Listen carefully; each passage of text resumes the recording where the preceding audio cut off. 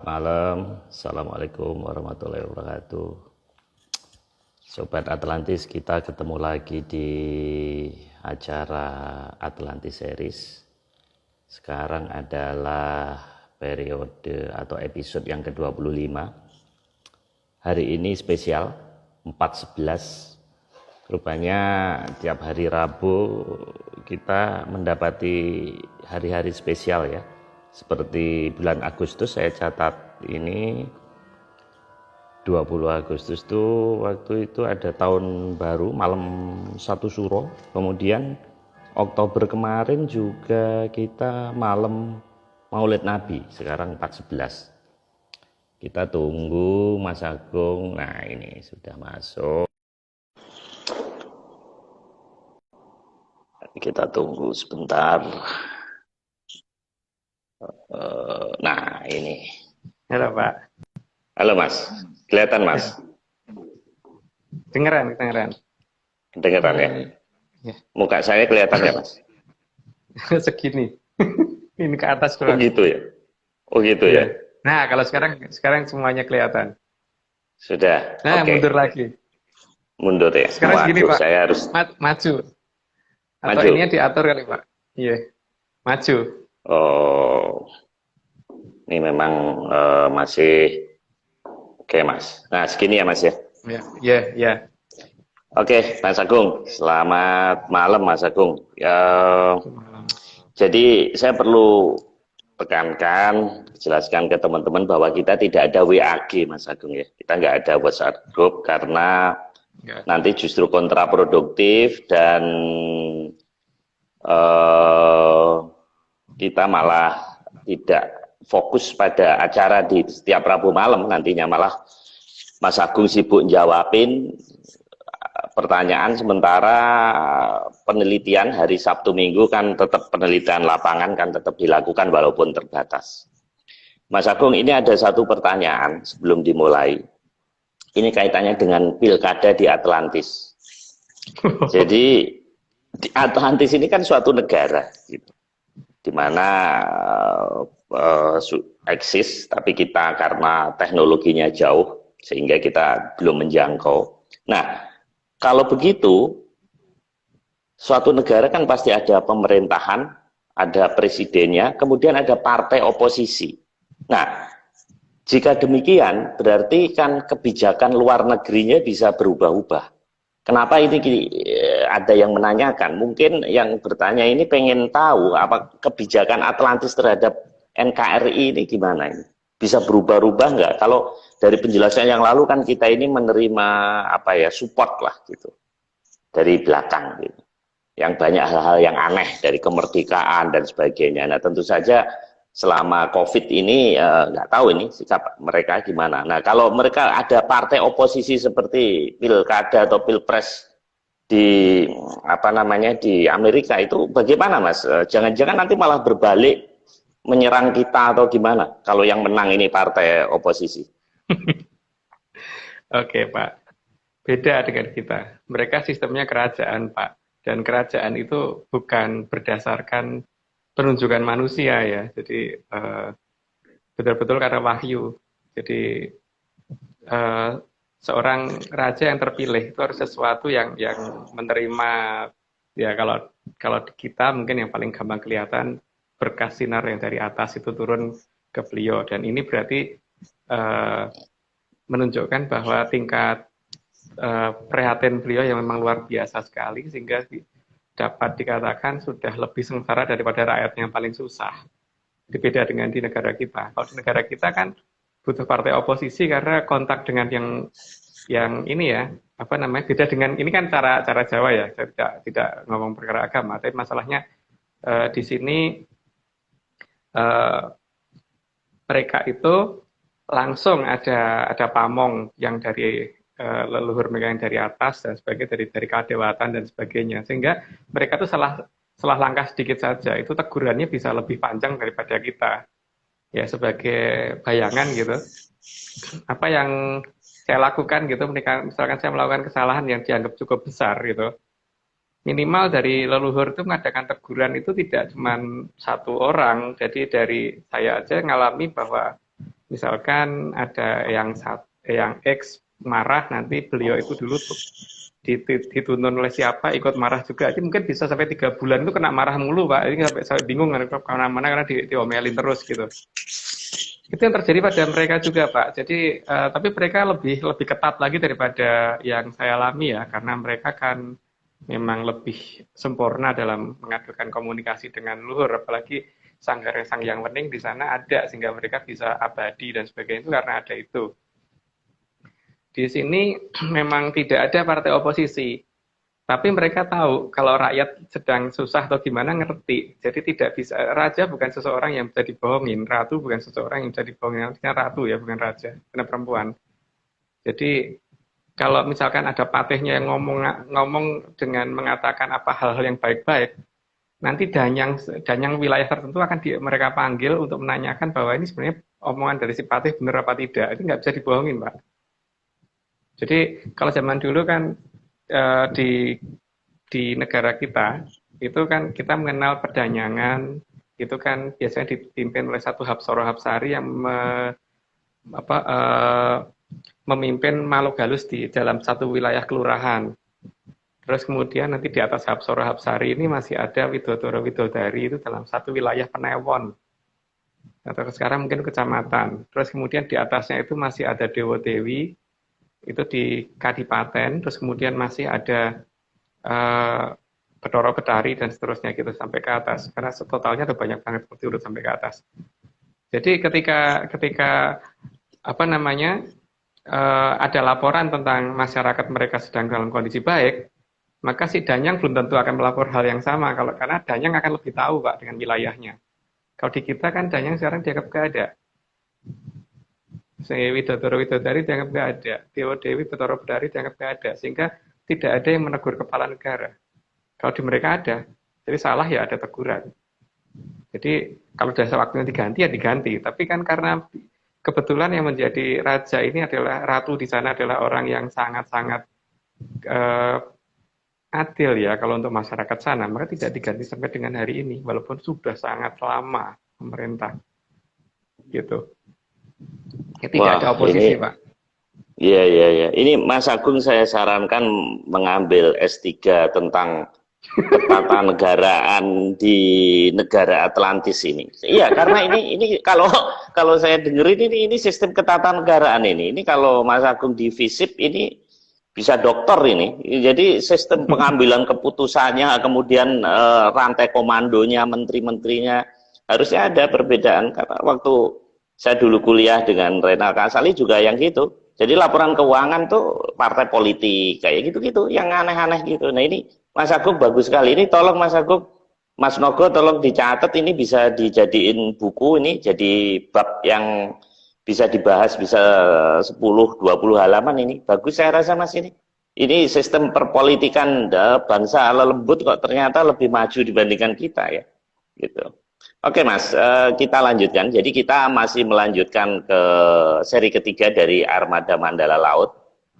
Nah, ini kemarin kita itu sampai Tari Bedoyo. Nah, sekarang ini saya balik ya. Nah, ini kita meneruskan gambar yang saya dapat dari Mas Agung ini seperti gambar Putri Duyung atau gambar Starbucks nih Mas. Ini kaitannya apa nih Mas dengan bahasan kita malam ini? Iya, dalam legenda Atlantis yang beredar di negara Barat, mereka selalu menggambarkan keberadaan Putri Duyung, dan Putri Duyung mereka gambarkan bukan sebagai sesuatu hal yang jelek, tapi digambarkan putri yang sangat cantik kan Pak. Dan biasanya digambarkan sebagai putri yang nggak punya kaki, jadi kakinya itu digantikan dengan kayak sirip ikan gitu. Nah, di sini kan sebenarnya kalau kita melihat di negara kita bisa bandingkan ketika seorang perempuan menggunakan jarik dan jariknya bentuknya parang, kemudian dilihat berdiri di atas laut, apa kakinya kelihatan? Enggak kan Pak? Artinya apa? Legenda itu harusnya ada di sini, gitu. Tapi ini bukan sirip ikan di bawahnya, tapi sebenarnya menggunakan jarik, gitu loh. gitu. Jadi Hmm, jarik itu akan kelihatan seperti sisik ikan kalau yang bentuknya parang, yang bentuknya ada apa namanya ya, parang seperti itu dan bisa di Google ya nanti ya kalau misalkan ada. nggak ngerti bentuk parang gitu. Parang itu kan ada yang parang klitik yang kecil-kecil, ada parang barong yang agak besar-besar gitu kan. Nah, itu semuanya nanti akan mengarah ke sana. Jadi eh, ya seperti misalkan Pak Mario saja kemudian menggunakan jarik gitu. Terus kemudian memang kakinya kelihatan, Pak. Kan enggak kan? Kelihatan seperti Hmm. kayak bagian bawah ikan gitu. Itulah dia, makanya legenda itu harusnya ada di sini, bukan di sana gitu. Dan ini adalah legenda tentang keberajaan yang ada di selatan negara kita gitu, Pak. Hmm. Gitu. Tapi yang mengambil keuntungan ekonomis, kenapa Starbucks yang berpusat di Seattle atau cerita apa? Cerita Putri Duyung ini di Denmark, bahkan di Denmark ini ada patungnya. Jadi, Denmark ini terkenal dengan cerita anak negara Skandinavia. Kenapa bukan di kita, Mas? Kenapa yang maksudnya yang mendapat duitnya, royaltinya harusnya kita dong, Mas. Kita lebih tua. Ya harusnya memang Pak. Ya jadi problem masalah utama kan saat ini di negara kita itu apa-apa yang menyangkut apa-apa yang menyangkut legenda kan berusaha dihilangkan.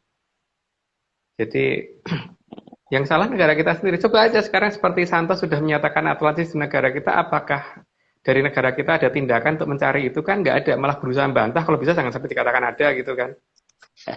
Negara lain pengennya ngeklaim, tapi negara kita pengennya nolak, itu loh Pak. Problemnya itu bukan bukan di masalah bagaimana kita malah membuktikan bahwa itu ada, tapi malah membuktikan bagaimana supaya jangan pernah kelihatan ada gitu. Gitu. Itu masalahnya.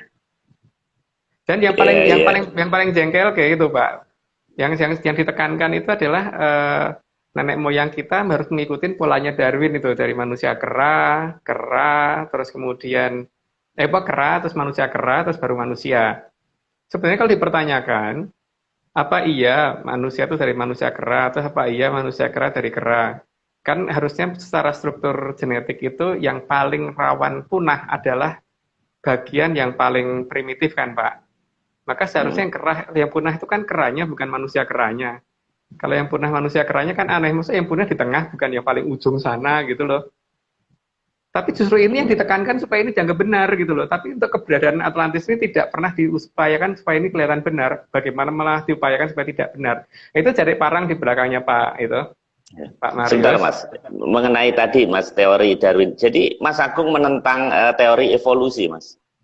Oh, saya tidak menentang Pak. Soalnya gini, kalau ada yang mau mengakuin bahwa nenek moyangnya adalah manusia kera atau pohon kera itu monggo. Tapi kalau saya enggak gitu loh Pak. Tidak ada larangan gitu, tidak ada paksaan.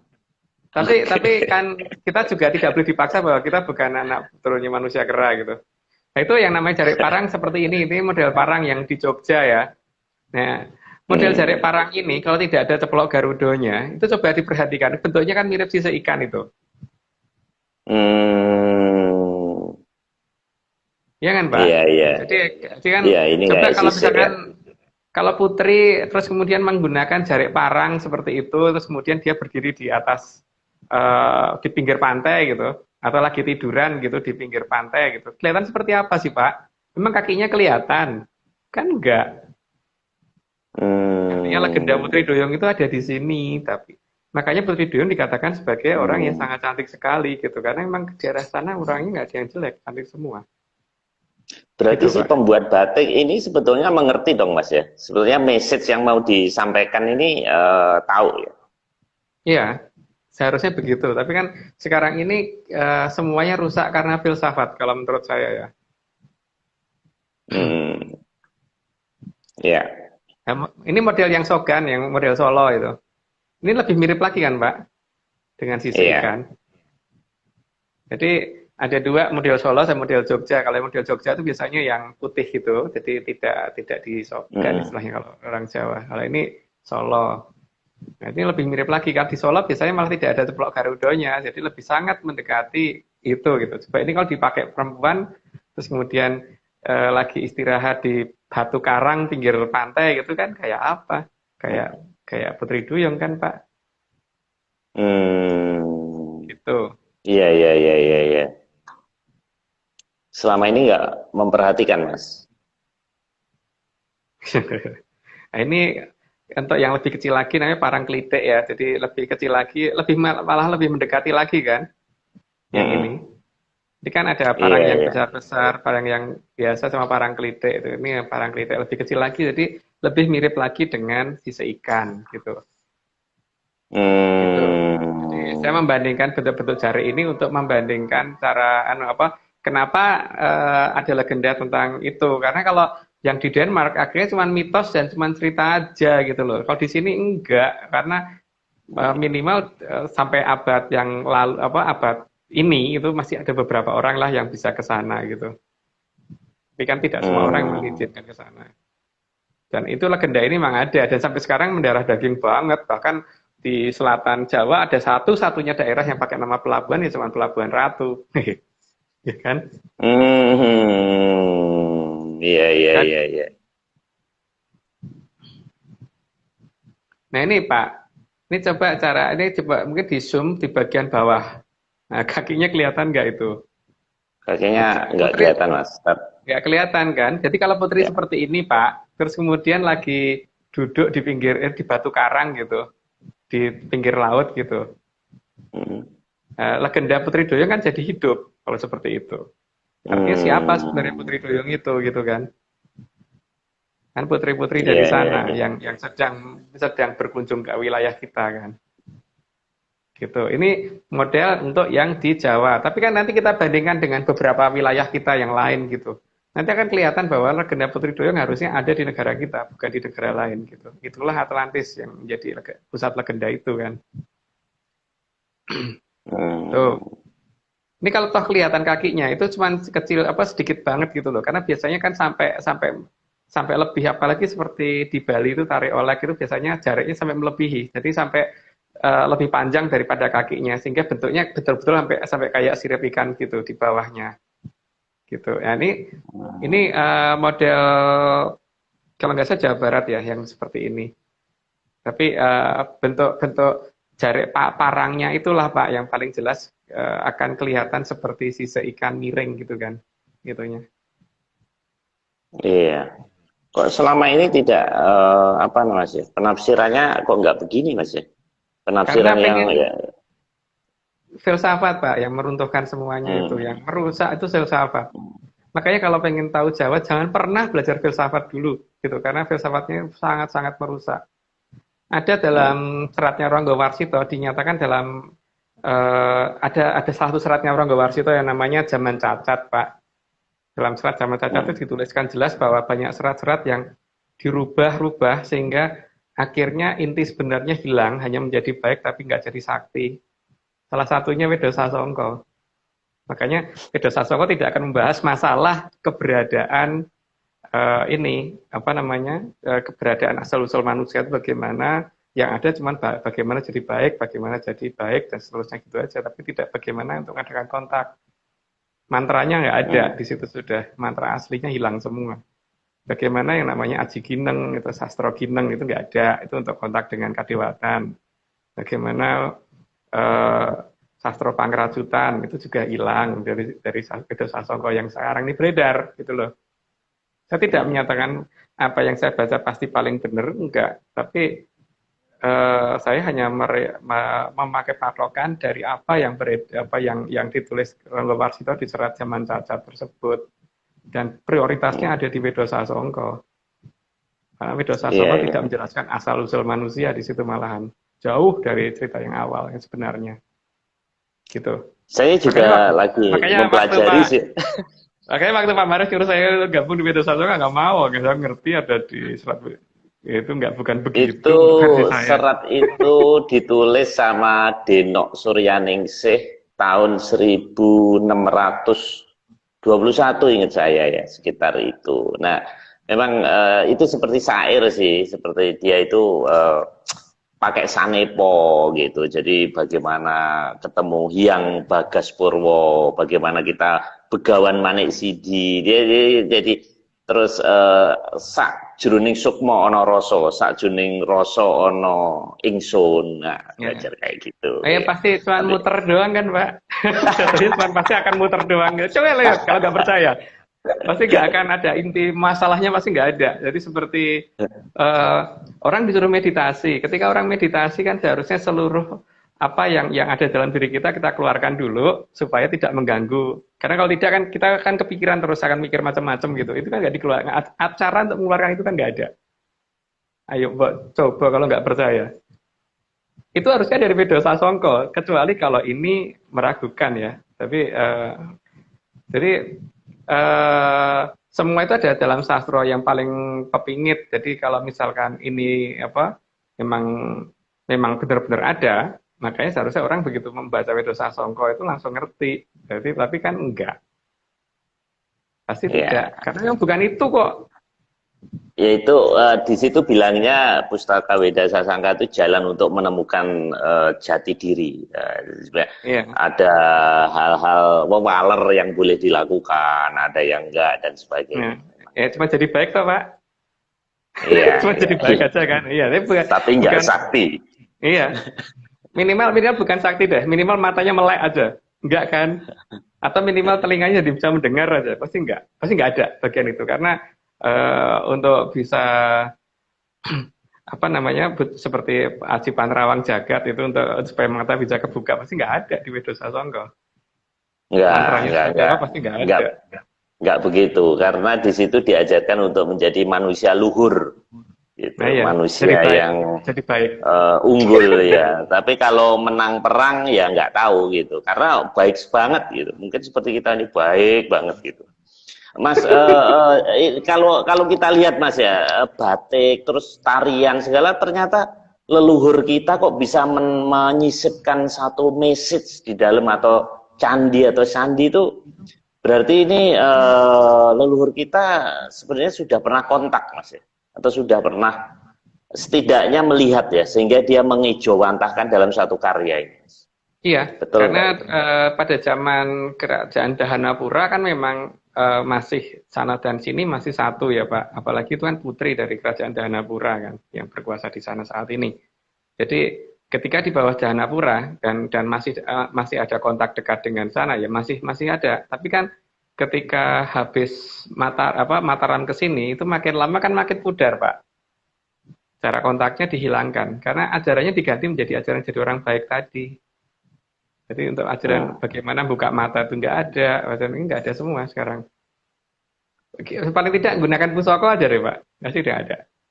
Ini kan model tarian di Bali Pak.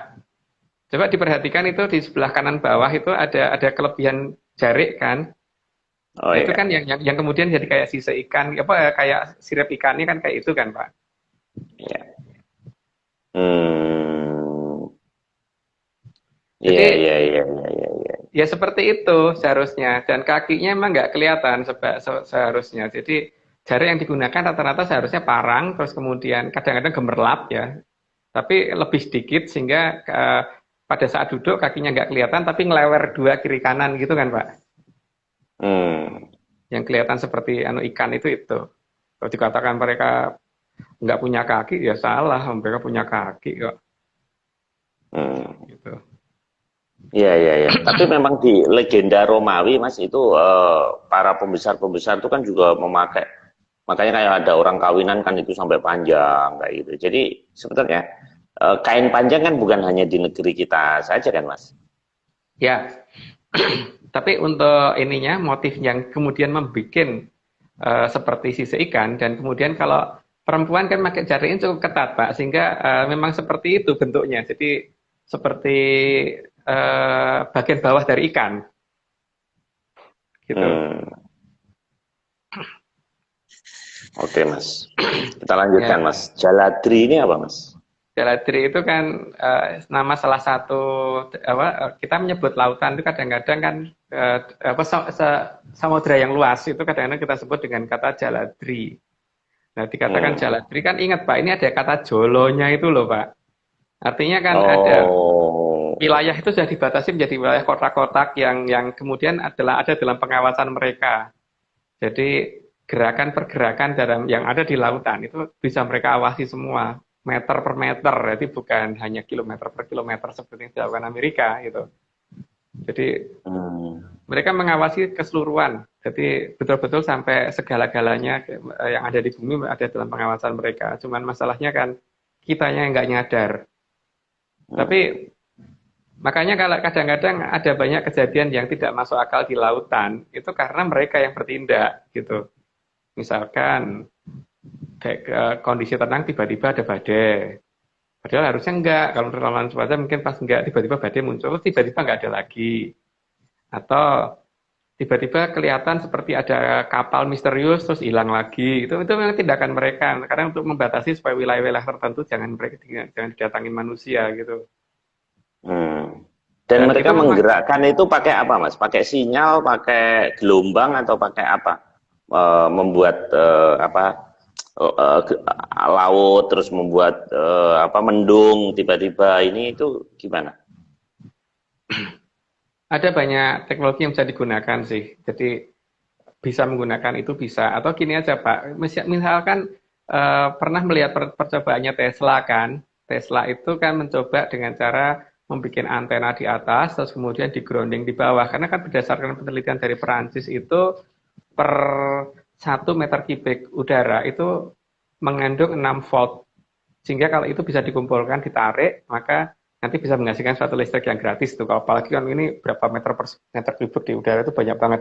Cuman problemnya gini, ketika kita membuat antena dan kemudian itu menarik ke arah ground, maka udara di sekitarnya juga akan ketarik menuju ke arah antena tersebut, dan Pak. Ini mengakibatkan sistem di udara jadi tidak stabil, jadi menjadi berkumpul, menjadi pekat sekali gitu. Makanya tidak tepat kalau dikatakan mendung itu terjadi karena ada gerakan angin ke atas, terus kemudian terjadi gesekan, terus kemudian nanti terjadi perbedaan muatan, terus jadi muncul petir, itu enggak begitu seharusnya.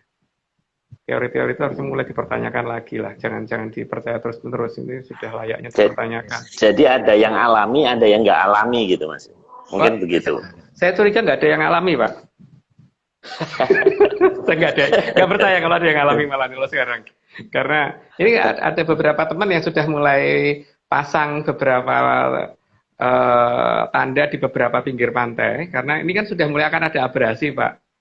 Nah, nanti nggak tahu ada gunung apa yang meletus, supaya nanti siapa tahu Pak Marius kalau mau masang flyer mumpung gitu kan. Pantai lagi kena abrasi, jadi nanti kalau ada gunung mak bler gitu supaya tahu flyernya dilepas di situ gitu. Karena memang tidak pernah masuk laut, pasir itu tidak pernah masuk gunung ternyata. Yang dilepaskan dari Merapi, yang dilepaskan dari Kelut dan sebagainya nggak pernah masuk laut. Nggak pernah masuk gunung. Iya. Kita udah bahas singgung sedikit di pertemuan minggu lalu. Nah ini apa Mas ini? Angin laut dan angin darat. Ya, di sini kan masalah angin laut dan angin darat itu selalu dikaitkan dengan keberadaan temperatur seperti matahari dan sebagainya gitu. Tapi pada dasarnya angin laut dan angin darat itu terjadi dengan semau mereka gitu. Kalau betul-benar pernah menungguin di pinggir pantai, jadi yang seharusnya terjadi angin laut kadang-kadang pas angin darat, harusnya terjadi angin darat malah pas angin laut gitu. Jadi memang lautan ini punya spesifik banget gitu loh. Jadi punya mau sendiri gitu loh. Jadi teman karena pinternya yang mengolah ini semua, yang menjadi pengawas di sana itu pinter banget, sehingga mereka ngerti pola logika kita sehingga dipas-pasin supaya mereka juga nggak pernah ketahuan kalau mereka itu ada. Jadi keberadaan angin laut dan ini hanya dipas-pasin aja, tapi pada dasarnya sebenarnya tidak mirip banget dengan kondisi yang ada di itu kalau kita ke lapangan. Karena kebanyakan orang kan saat ini memperhatikan seperti pasang surut, air laut, terus kemudian teori angin darat dan angin laut, angin ya itu tanpa pernah ke lapangan kan Pak. Sehingga hanya gitu aja kan. Jadi lucu sih, sains kayak dogma gitu hanya gian aja gitu, nggak pernah langsung dicek sendiri. Sebenarnya begitu apa enggak sih gitu. Kalau saya kan nggak, harus ke lapangan, lihat, ngawasin, bener nggak sih saya seperti itu, dan saya mendapatkan hasil yang beberapa daerah yang tidak seperti itu, tidak sesuai dengan teori yang ada, gitu. Hmm. Dan itu Ada yang ngatur, dicurigai mungkin ada yang area ngatur. 36 Mas ya. Yang penting, Hmm. yang jelas ada yang ngatur gitu, Pak. Ya, ya, ya. Mas, ini pasir hitam di pantai. Ini yang kaitannya dengan gunung meletus tadi ya. Iya, yang ini sedang dicoba sama beberapa teman sekarang. Jadi ada beberapa teman yang sekarang ini lagi menanam beberapa ini eh, apa tuh namanya bentuk yang ringan. Jadi yang sekarang yang kita minta adalah benda-benda yang ringan supaya jangan yang berat. Karena kalau misalkan batu yang kita tanam nanti pada saat jatuh ketika itu dilepas dari atas, batu akan jatuh duluan sebelum pasirnya jatuh. Jadi akibatnya bisa kayak ke apa jadi ketutup. Tapi kalau misalkan berupa benda-benda ringan seperti plastik yang dilaminating dan sebagainya gitu, yang ada gambar-gambarnya atau foto Pak Marius gitu, yang dilaminating, pada saat itu dikeruk kemudian dilepas dari atas, maka ketika pasirnya sudah sampai bawah kan foto kita masih masih pelan-pelan turunnya Pak. Ini kita masih mencoba untuk membuktikan bahwa ini gunung meletus nggak alami gitu. Yang penting itu dulu yang mau kita buktikan. Ya, ya, ya, ya. Semua ada yang ngatur dan ini tidak alami. Kita negara kita Oke, bukan Mas. the ring of fire, ya. Apa ini kok kurang, Oh, kurang, kurang jelas Pak gambarnya nih. Kretek, Mas, Kretek. Hah? Jembatan Kretek, Kretek. Kecamatan Kretek. Oh, Parangtritis. ya, Desa di Kecamatan Kretek, Bantul, daerah istimewa Yogyakarta. Yang Mas Agung mempertanyakan apa jembatan Kreteknya lah, pulaunya di mana gitu kan? ya, ya. Kan karena salah sebut jadi kretek kan Pak. Harusnya kretek, kretek Iya. itu kan artinya jembatan. Lah jembatan ini berarti menghubungkan kemana gitu. Terus jembatannya mana gitu kan. Berarti kan ini Hmm. ada jolo tadi kan Pak. Ada jolo Sengoro tadi yang menghubungkan kita dengan mereka. Tapi ini memang kretek ini tidak selamanya bisa digunakan. Jadi tergantung otoritas sana. Akan dipasang kapan untuk menarik orang yang diizinkan menuju ke sana gitu kan. Dan memang tidak Iya. semua orang diizinkan ke sana, makanya kretek tersebut juga tidak setiap hari Iya. digelar gitu. Oh, ini nama nama pantai, Mas. Pantai Iya, Kretek, Pantai Kretek iya, ini. iya, Hmm. seperti itu. Iya, iya, iya. Jadi nama ini salah satu penanda juga, Mas ya. Iya, Oke. artinya di tempat itu pernah ada kreteknya gitu kan. Itu apa Pak nggak kelihatan tuh saya Hmm. kebalik. Ini Parangtritis. Jadi memang saya harus edit ini. Edit flip. Kebalik. Nah, Oh ya Pak. Pantai Parangtritis, Mas. Ya oke, Parangtritis. Tritis itu kan artinya pinggiran kan Pak. Tritisan itu artinya pinggiran. Jadi kalau Ya. dikatakan Parangtritis kan daerah di mana orang banyak pakai baju parang di pinggiran suatu wilayah gitu. Jadi kan Tritis, makin tritis menguatkan rumah itu kan ini Mas ya, apa? emperan, Pinggiran, emper, emper ya. emperan, ya emperan. Jadi di sini kan emperan dari suatu kerajaan yang ada di sebelah sana, yang orang-orangnya banyak menggunakan jarik warna bentuk parang gitu. Makanya kemudian kalau salah salah asumsi dikirain itu Putri Duyung gitu kan. Hmm. Makanya ada Hmm. Parangtritis, ada Parangkusumo dan sebagainya. Jadi memang pada saat-saat ini yang terakhir berhubungan dengan sana kan memang Keraton Jogja. Kalau Solo saya kurang tahu, tapi kalau Keraton Jogja minimal Hamengkubuwono 10 masih Hamengkubuwono 9 masih berhubungan. Kalau Hmm. ke 10 saya kurang tahu ya. Itu Pak Marius yang harus nanya sendiri kalau itu kalau saya nggak tahu. Kalau Mas Agung, mm-mm. Mas Agung, ini banyak tempat-tempat kok dihubungkan dengan desain batik ini kira-kira apa Mas ya? Apa kok bukan candi? Kalau tempo hari kan kita membahas candi ya. Tempo hari kita membahas relief-relief. Kok ini diabadikan atau disandikan, diumpetin dalam desain batik ini maksudnya apa Mas ya? Karena gini Pak, Bukannya kain itu lebih nanti rusak ya, tidak dalam candi, dalam relief-relief itu Mas. kan? Tapi masalahnya gini loh Pak. Di sini ini kan ada satu legenda yang diklaim negara lain, yang seharusnya kita klaim gitu loh. Sementara di negara lain itu tidak ada kejelasan tentang itu akhirnya hanya menjadi suatu legenda dan cerita saja gitu. Sedangkan di sini nih selain legenda, itu sampai sekarang pun masih hidup gitu loh. Buktinya apa? Masyarakat kita tuh masih ada aja yang larungan, labuan gitu masih ada kan. Dan penggambaran mereka terhadap penguasa Laut Selatan itu tidak pernah digambarkan memakai celana panjang gitu loh Pak. Pasti digambarkan menggunakan jarik. Iya kan? Itu menunjukkan apa? Kakinya nggak kelihatan. Gitu, kakinya ketutupan. Dan kakinya ketutupan oleh suatu kain yang bentuknya mirip dengan sirip ikan, sisa ikan gitu. Sehingga akhirnya dianggaplah itu sebenarnya itu yang ngingetin legenda Putri Duyung ada di sini loh gitu loh. Bukan di sana, di sini loh harusnya gitu. Jadi Atlantis di sini karena legenda tentang Putri Duyung itu kan ada di kerajaan Atlantis, Pak. Perhatikan saja cerita tersebut. Jadi artinya Atlantis ada di sini. Di Atlantis juga ada Starbucks dong berarti asalnya dari sana. Ya kurang tahu Pak kalau masalah Starbucks nggak pernah keluyuran jauh-jauh.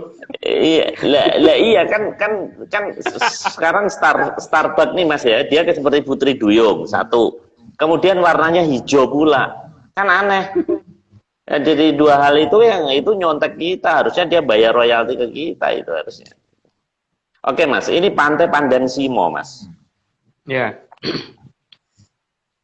di Pantai Pandan Simo itu ada beberapa hal yang cukup unik sih sebenarnya, tapi ini memang jarang diketahui orang. Jadi dekat Pantai Pandan Simo itu ada satu lapangan ya, namanya lapangan Jogrok itu yang pernah ada satu kejadian di mana masyarakat itu didatengin orang mirip pasukan Amerika, kan mereka tuh pinter banget Pak kalau menyamar kayak pasukan Amerika. Cuman sayangnya satu Pak, walaupun mereka kelihatan kulitnya udah kayak orang bule, udah kelihatan pakai baju seragam militer dan sebagainya, tapi mereka nggak bisa bahasa Inggris, malah ngomongnya Jawa medok gitu.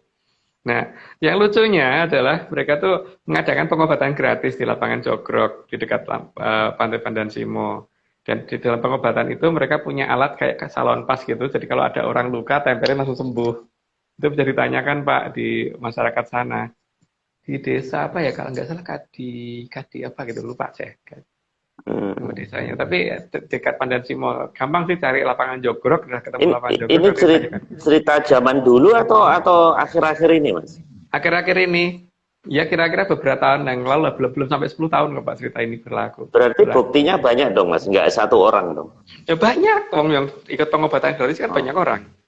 Oh, karena gini Mas, konon kalau jin itu hanya dilihat satu orang. Jadi misalnya ada sekumpulan nih, kita ada 5 orang lagi semedi.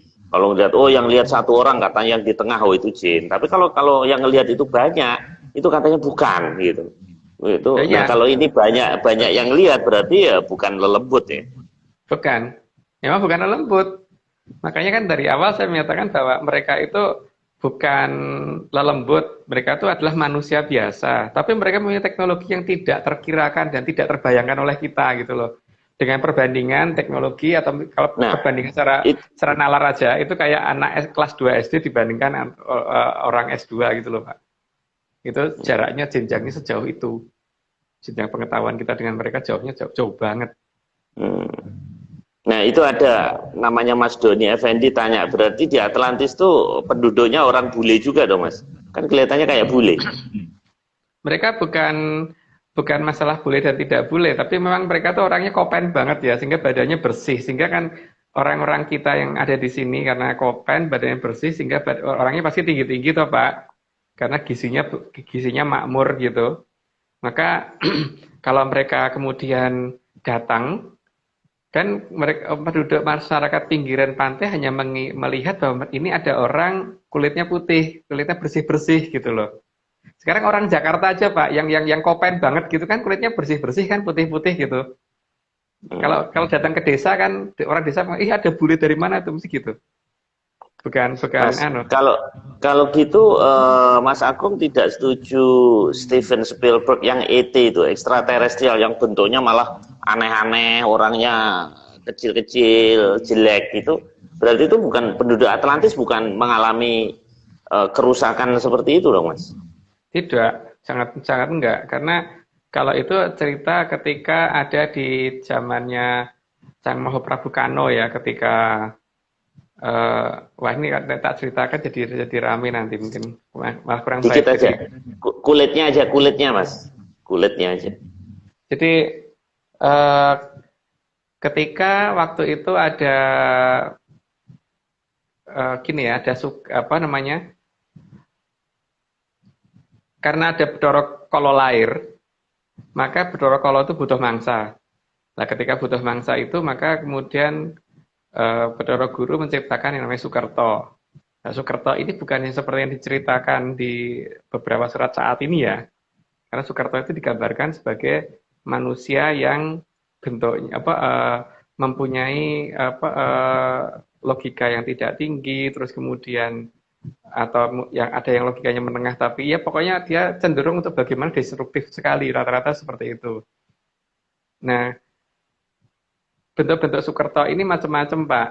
Ya, kemudian pada saat zaman Prabu Dewa Hesa kan beliau tidak terima dengan keberadaan Sukerto, maka ditangkap semua, ditaruh di Kadipaten Pasir Pesisir. Nah, disinilah kemudian Sang Yang Betari Durga ini memerintahkan beberapa kalangan dari kayangan kayangannya dia gitu untuk turun, dan itu yang ya itulah makanya dikatakan ada serangga yang kemudian mengganggu manusia dan sebagainya itu. Maka tapi sejak zaman Prabu Kano kan mereka diubah wujudnya menjadi sangat kecil sehingga kalau mengganggu juga tidak terlalu gede gitu. Makanya rata-rata serangga itu kan ganggu orang banget seperti nyamuk itu doyan darah dan sebagainya. Tapi ini saya mending nggak cerita lengkap ya Pak ya, karena nanti enggak jadi masalah. Jadi kilafiah. Ya jadi khilafah. Nggak tahu deh itu apa. Yang penting jadi yang penting jangan ada yang kilap gitu aja.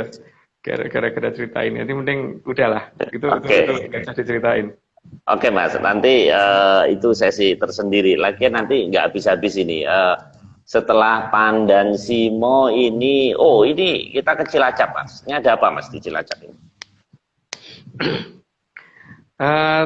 Pertama gini Pak ya, di Cilacap itu dilambangkan, ada lambangnya dulu deh. Dilihat itu ada sesuatu yang bercahaya di ujung sana kan. Karena Cilacap itu kalau menurut versi saya itu artinya kan ada daerah yang bercahaya di tengah laut. Makanya Mas yang bercahaya ini bintang ini Mas, yang bintang ini atau apa? Bintangnya iya, tapi di keraton di bawahnya iya gitu loh. Oh Makanya ini ya, kayak makanya kan daerah sana disebut daerah Banyumas toh Pak. Disebut Banyumas kan. Oh, Jadi ada banyunya sesuatu kayak yang emas gitu. bukan banyunya kayak emas, ada emas yang di ujung sana yang kelihatan sangat menyala, gemerlap sekali kalau malam, seharusnya seperti itu. Itu sebelum peradaban sana menutup supaya tidak bisa kita lihat. Jadi ada kelap-kelap cahaya dari sana yang gemerlap itu harusnya kelihatan dari sini itu tadinya. Karena bangunan mereka yang sangat gede, walaupun jarak mereka sekitar 200 mil dari batas laut kita, dari pantai kita, 200, ya sekitar 200 mil. Kalau saya hitung dari Jambi 7 ya, tapi kalau dari pantai lain nggak tahu. Tapi rata-rata dari jarak tersebut seharusnya tidak kelihatan kalau bangunannya pendek, kecuali kalau bangunan mereka tingginya sekitar 20 km lah, itu baru bisa kelihatan, dan itu logis untuk mereka karena memang mereka peradabannya tinggi gitu. Jadi ini menunjukkan bahwa ada sesuatu yang menyala di ujung sana yang kemudian diabadikan menjadi nama suatu wilayah Banyumas, terus kemudian menjadi suatu nama kota Cilacap gitu kan. Nah ini Mas, Jala Bumi Wijaya Kusuma Cakti ini apa ini Mas artinya? Nah kalau itu ininya ini ya, kalau saya terjemahkan nanti ada yang salah terima, mending jangan diterjemahkan Pak, ntar aja Mas, WA aja sendiri aja nanti. Oke, saya terusin Mas. Setelah Cilacap ini kita dawet. Perhatikan Pikulan Pak. dawet ayu. Ya pikulannya perhatikan, itu kan kayak jembatan toh Pak. Oh iya benar. Sandi tersebut kan ini kan, dan kenapa dawet dengan pikulan seperti itu adanya di daerah Banyumasan gitu loh. Itu kan menunjukkan memang ada daerah di sana yang menunjukkan jembatan itu kadang dihubungkan menuju ke wilayah sana gitu loh. Dan dapat itu kan warnanya hijau pupus toh Pak. Iya. Ininya apa cendolnya itu hijau pupus kan. Mirip dengan seragam pasukan mereka gitu. Jadi katakan Dawat Ayu memang cendolnya hijau pupus semua dan memang di sana memang pasukannya cantik-cantik sih Pak Morris itu nggak ngeliat kalau ngeliat naksir pasti. Waduh. Makanya takut nggak balik, jangan Mas. Mas ini ada komentar di chat ya, kata Mbak Diah Kusuma Ningastuti 200 mil kok sama dengan ZEE atau kebetulan aja Mas? Pak Harto itu kan malah mengklaim 200 mil dan tidak ada yang berani bantah itu kan karena memang ada perintah dari ada ini batas kita dengan wilayah mereka. Pak Harto kan tahu banget itu. Karena memang beliau ngerti dan ada kontak dengan sana. Sayangnya itu jadi presiden terakhir yang kontak dengan sana ya. Setelah ini kalau saya belum ada lagi. Mungkin presiden bisa ngirim utusan juga kan Mas? Nggak mesti harus presiden kan? Siapa tahu ada utusan yang belum tentu menyelusup diterima, ke sana. Pak. Nggak yakin. Kalau sekarang saya nggak yakin. Oke Mas, kita kembali lagi Mas. Ini menarik. Jadi ini seperti Siratal Mustaqim gitu. Seperti apa? Wah, jembatan. Saya tidak tahu kalau itu Pak. Terus tadi saya tadi lost. Ini hubungannya dengan tadi apa penafsirannya? Jadi ada sesuatu yang aneh. Ya, ada jembatannya. Ya, ada jembatannya yang menghubungkan kita dengan sana itu. Cuman karena orang supaya pada mudeng gitu bahwa ini ada jembatan dan jembatan ini yang menghubungkan sehingga ke sini dan sana bisa mengadakan kontak dan itu dijaga oleh Punokawan. Bukan dijaga oleh sembarangan orang, dijaga oleh Punokawan. Jarang orang yang bisa melihat jembatannya karena ada masalah Punokawannya itu. Maka di daerah sana di daerah kita ada Serandil, tempatnya Ki Lurah Semar, tempatnya Ki Tunggul Jati Jaya Mongrogo, dan di sebelah sana dijaga oleh Gareng. Jadi kalau ada orang salah masuk ya, kalau dari sini terlena ya berarti sebelah sana yang nyuruh pulang. Mas, ini dari Banyumas kok ke sate ayam Madura ini apa Mas? Apa udah lapar apa gimana ini Mas? Sayangnya iya Pak, makanya kapan Pak? Pak Maris perhatiin bentuk gerobaknya sate ayam Madura itu kayak apa Pak? Coba perhatiin gerobaknya kayak lesung. Enggak, kayak kapal. Kayak ya sadar apa enggak bentuknya kayak kapal?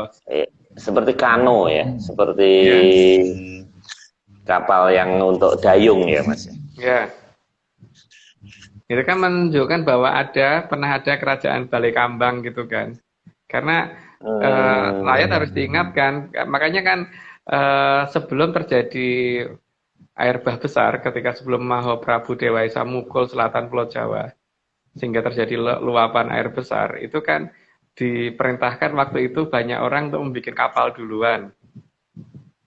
Nah, dan itu masih tersisa sampai dengan hari ini kan, sehingga dibentuk pada saat membuat kapal itu yang paling penting kan suplai logistik itu makanan kan Pak. Makanya di sini kan kemudian suplai logistik itu yang kemudian masih bertahan sampai dengan hari ini. Jadi yang bertahan dalam bentuk kapal yang kemudian jadi sarana orang jualan sate di Madura.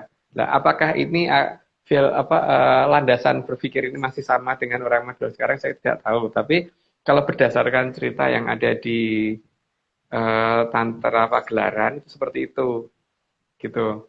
Bahwa ini ada kondisi seperti itu. Oh ya tadi ada yang menanyakan kalau nggak salah kenapa di sana nggak tambah tua gitu? Enggak. Iya. Karena mereka di sana ada Sang Hyang Wening, ada Sanggara Sang Hyang Wening, jadi mereka bisa awet, bisa abadi, bisa eternity, gitu. Berarti mereka punya teknologi yang kuat ya, yang teknologi yang bagus Mas ya. Iya, teknologi yang sangat inti untuk menjaga supaya orang jadi umurnya panjang. Makanya lihat toh Pak, di negara kita itu kan satu-satunya negara yang kalau bicara itu tidak ada aturan waktu. Kita Tidak seperti di Inggris ada present, ada future, ada past gitu. Kalau di kita kan ngomong present semua, Pak. Itu menunjukkan apa sih? Menunjukkan bahwa nenek moyang kita itu menganggap masa lalu, masa sekarang, dan masa depan itu bisa dihubungkan semua. Maka nggak aneh kalau seperti leluhur kita bisa ngeramal dan sebagainya ke depan tuh ada apa, kejadian apa. Itu emang iya, karena bagi nenek moyang kita kan masa lalu dan masa sekarang adalah sekarang. Maka kita bicaranya tidak boleh Hmm. membedakan waktu. Semuanya present semua. Beda dengan kalau Pak Marius bicara pakai bahasa Inggris. Ada Hmm. future, future aja masih dibagi-bagi kan. Ada future Hmm. past, future present sama Future ya, continuous ya, ya macam-macam. Pas pun macam-macam. juga Iya, past pun has macam-macam. macam. Nah, Mas Agung, tadi saya mau tanya, apa yang perahu diperintahkan membuat perahu ini kok seperti kayak Nabi Nuh, Mas, cerita Nabi Nuh. Saya tidak ngomong perkara Nabi Nuh, Pak ya. Tapi saya menceritakan tentang Sang Mahaprabhukano. Mahaprabhukano dari Keraton Purwokondo. Jadi putra dari Sang Mahaprabhu Dewa Esa. Dalam bahasa Jawa, itu kalau kita menyebut orang, itu biasanya kata terdepannya hilang. Seperti Kang Mas itu kan akhirnya itu menjadi Mas ya. Mbak Yu, Hmm. kan kita manggilnya Yu ya. Kalau Mahaprabhukano manggilnya apa, Pak?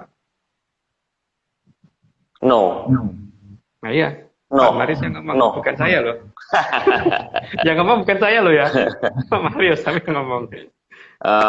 Oh, ya, ya, ya, ya, ya. Itu Wah, cerita. jangan. Nanti Itu Sarah. ya Tapi ya. Ya. jadi ya anggap aja ada satu kemiripan lah, gitulah ya. Oke Ya. Mas, kita teruskan. Ini tinggal 7 menit. Oke, kita teruskan. Ada si ganteng, ini ada si gondrong, ini ngapain ini? Oh, ini salah satu teman Ini kita. Mahaprabu Kanonya ngapain ini di sini? Apa bentuknya seperti ini nih? Kiai Guntur Laut. Ya. Apa Mas ini? Kayak Guntur Laut adalah gamelan yang diberikan ke Keraton Jogja dan kemudian di Keraton Mataram, dan kemudian saat ini dipecah jadi dua di Mataram Jogja dan Mataram Solo. Itu kan di gong totoknya itu seharusnya di gong Slendro itu ada ditempati oleh Kiai jadi Guntur Laut itu terdiri atas beberapa ya. Jadi ada Kiai Gendroyono, Kiai Gendroyani, terus kemudian Selatan Darat dan sebagainya.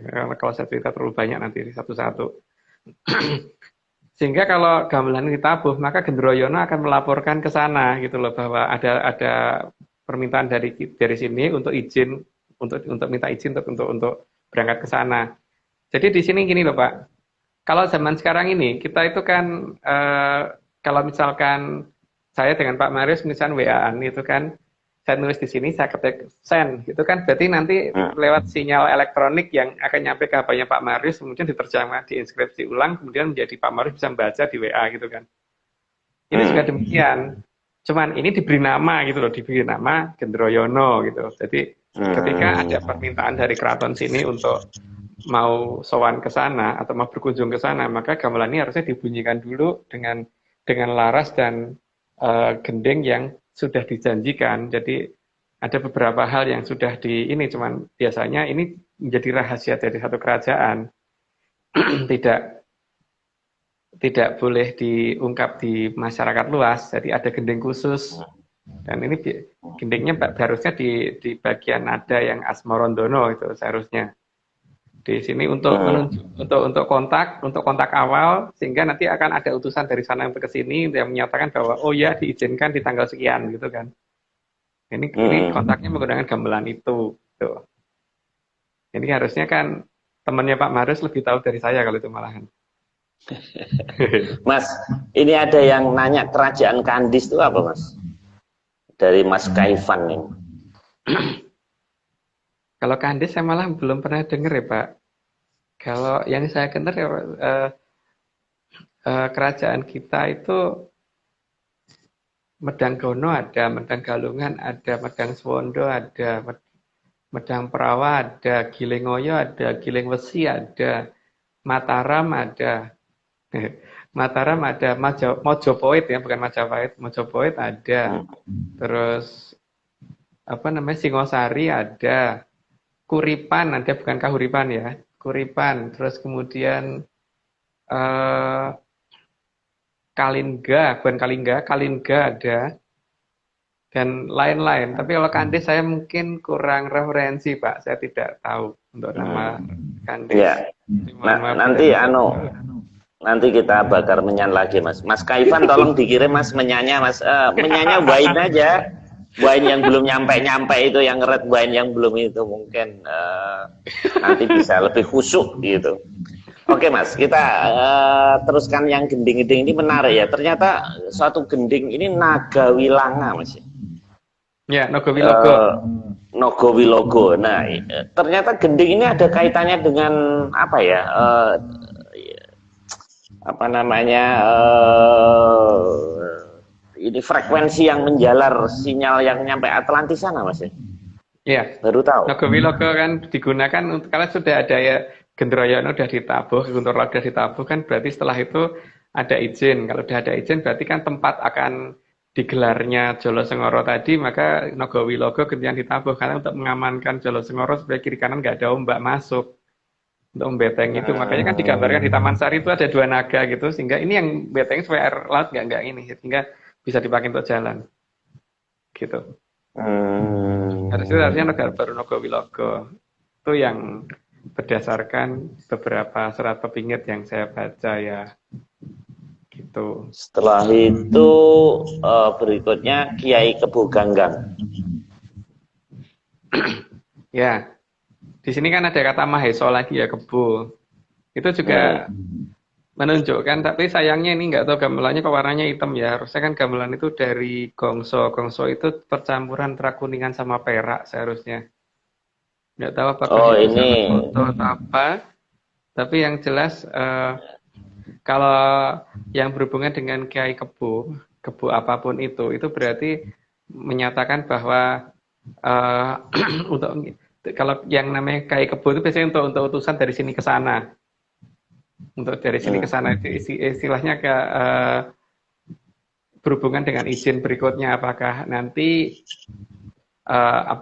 setelah sampai sana diizinkan masuk keraton atau hanya sampai di alun-alun gitu loh. Maka itu Kiai Kebo Ganggang perlu ditabuh dulu supaya nanti ada balasan dari sana, izinnya sampai mana. Gitu. Oh, jadi untuk menghantarkan dan menjemput itu beda, Mas? Pakai gamelan yang beda? Bukan menjemput itu, Pak, tapi kita diizinkan sampai ke wilayah mananya itu pendefinisiannya dengan Kebo Ganggang. Ini persis seperti zaman Isra Mi'raj ini, Mas. Ini kan naik ketemu dengan nabi-nabi, terus kemudian sampai Sidratul Muntaha ini. Ternyata ada levelnya untuk ketemu, itu juga ada level-levelnya ya. Ada apa namanya? Nggak sembarangan langsung kita sampai pada tujuan gitu, Mas. Saya orang Jawa, Pak. Jadi kalau masalah itu saya kurang paham. Jadi yang jelas semua itu ada tataran dan sopan santunnya kan. Jadi pada saat saya mau berkunjung ke Pak Marius kan pertama kali saya juga WA dulu kan. Pak, ada di rumah enggak? Gitu dulu kan. Oh ada. Oh, ya. Setelah ada baru, Pak di sana ada makanan apa? Oh ya. Gitu. Jadi tidak kemudian langsung datang masuk ke rumah gitu. Enggak. Pasti ada aturan, semuanya itu ada aturan dan ini atau dibalik, Mas. Mas Agung bawa oleh-oleh, Mas. Datang ke rumah saya bawa oleh-oleh kan bisa juga kan? Bawa sesaji ya. Sesaji mesti ya kan. Ya, itu juga bisa. Jadi sama, pokoknya semua itu kan ada aturannya. Jadi memang sebaiknya pada saat kita bertamu kan juga mempertanyakan dulu diizinkannya kapan, jam berapa, janjian waktu dulu kan, pasti setelah janjian waktu terus nanti saya ditemuinya di mana gitu kan. Apakah di ruang tamu atau seperti kemarin itu sama Pak Murus diajak jalan-jalan sampai ke atas segala gitu, atau cuman di halaman doang gitu kan, beda-beda tergantung kan. Ya. Biasanya kalau Pak RT hanya sampai foyer, Mas, karena kan minta sumbangan biasanya.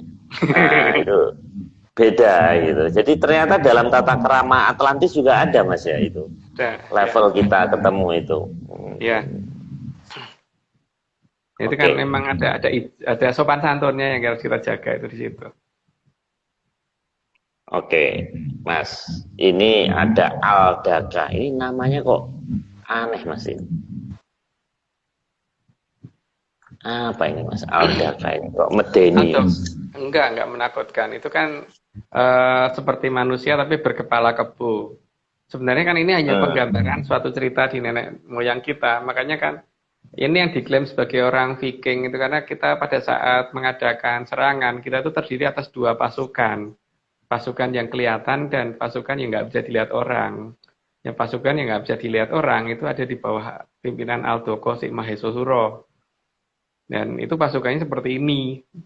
Maka kalau nyerang benar-benar tidak terkendali, bisa tidak ini apa namanya tiba-tiba habis saja lawannya gitu karena lawannya belum tentu bisa ngelihat dan mau ngelawan pakai apa dilempar batu juga mereka tembus tapi mereka bisa mukul gitu kan Pak. Nah, pasukan seperti ini itu yang dulu ada di Mojopahit sampai dengan di Keraton Mataram yang awal-awal itu sekarang nggak tahu apakah mereka masih menggunakan itu untuk menjinakkan mereka untuk dijadikan kekuatan negara kini atau memang kita hanya mengikuti pola barat. Jadi alutsistanya ya beli dari negara lain tanpa menggunakan hal-hal seperti itu lagi gitu. Atau mungkin zaman sekarang drone gitu Mas. Maksudnya kan dia punya antena, punya persenjataan yang drone dipersenjatai gitu. Apa mungkin nenek moyang kita dulu melihatnya seperti ini makanya dilukiskan itu Mas. Emang itu ya seperti itu. Jadi makhluk itu ada. Jadi kan emang nenek moyang kita dengan jagatnya Ari Loko itu masih anu banget kan, masih deket banget gitu loh. Jadi tidak seperti zaman sekarang, mereka tuh harus diusir-usir. Kalau nenek moyang kita kan mereka juga punya hak untuk tinggal di bumi, maka ya semuanya harus harmonis. Sehingga mereka juga harus dimanfaatkan, harus digunakan dengan tepat. Daripada mereka mengganggu kita, mungkin dipakai untuk nyerang negara lain yang kalau memang negara itu kurang ajar gitu loh. Jadi bukan kemudian kita merasa bumi punya kita sendiri gitu, tidak. Nenek moyang kita tidak seperti itu. Gitu. Oke. Kemudian berikutnya apa ini? Mahesasura Mas. Tadi saya nyari wayang Mas, saya nggak ketemu Mas ini Mahesasura ini. Yang ketemu malah buto rambut geni itu. Beda Mas ya? Beda. Mahesasura itu kan kepalanya kebo Pak, itu pimpinannya kebo. Itu yang karena dharma baktinya itu kan kemudian dia dapat izin untuk berubah jadi manusia. Cuman sayangnya salah mantra sehingga kepalanya belum berubah. Maka kemudian ditolong oleh Subali dengan cara, tapi Subali salah, digebuk kepalanya pakai batu ya kepalanya hancur. Tapi kemudian kan ini yang nantinya akan bantu negara kita untuk menjadi lebih baik lagi. Tapi wujudnya sudah bukan seperti itu lagi, wujudnya sudah ganti wujud manusia. Gitu. Tapi dia baik dong Mas berarti ya? Seharusnya iya, cuma masalahnya kan cerita ini terdegradasi sedemikian rupa kan, sehingga menjadi seolah-olah jahat. Gitu. Lalu itu digunakan. Sekarang gini loh Pak, beberapa nenek moyang kita sampai menggunakan nama Maheso, nama Munding dan sebagainya. Itu artinya apa? Artinya kebo kan. Ada Maheso Kanigoro, ada Maheso Kenongo, terus ada Prabu Munding Wangi dan sebagainya itu menunjukkan apa? Menunjukkan bahwa mereka dekat dong dengan yang namanya Maheso ini. Nah Maheso itu pimpinannya siapa? Maheso Suro. Berarti nggak jauh kan harusnya. Tapi itu zaman dulu kan ini digunakan memang untuk ini, untuk membawa ketentraman malahan, bukan untuk membuat suatu keonaran. Gitu. Makanya sampai dengan hari ini kalau nggak salah di beberapa keraton masih menggunakan kebo bule untuk ini kan pusoko. Seperti di keraton Solo apa ya? Ya masih ada kebo bulenya itu. Iya. Maheso bule gitu. Iya, karena itu berarti menunjukkan kedekatan dengan kalangan Sang Maheso ini gitu harusnya kan. Kalau Kebo Kenongo itu leluhur saya Mas. Ya. Mas, ini kayaknya kita harus berpisah. menyanya hanya sampai jam 10 lewat sedikit aja. Jadi kita kelihatannya masih harus kita teruskan, Mas. Armada Mandala Laut 1 kali lagi kelihatannya. Oh ya sudah. Kan ini baru sampai gambar ke sekitar belum 50, lebih 57. Padahal kan kita ada 70 lebih, 75 sampai 80. Jadi saya rasa kita Armada Mandala Laut akan kita lanjutkan minggu depan, Mas, Rabu malam. Kita akhiri aja sampai sekarang. Terima kasih rekan-rekan 51, Mas, ini banyak yang dengerin atas atensinya. Tapi sayangnya kok nggak ada yang nanya ini caping saya dari mana ini gitu. Ini dari Tegalalang, Mas, dari Bali. Enggak, yang ini dari Bali, Mas. Tegalalang. Saya ingin mengingatkan rekan-rekan bahwa Bali sudah buka dan sekarang sudah rame. Jadi kalau mau main ke sana boleh gitu.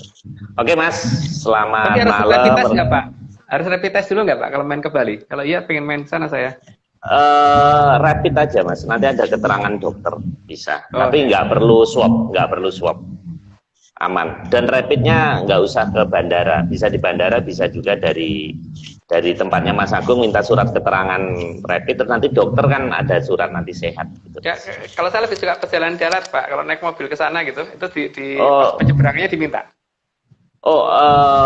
Sebaiknya Mas Agung tetap rapid, nanti minta surat dari dokter yang di sini, jadi sewaktu-waktu kalau ditanya sudah punya.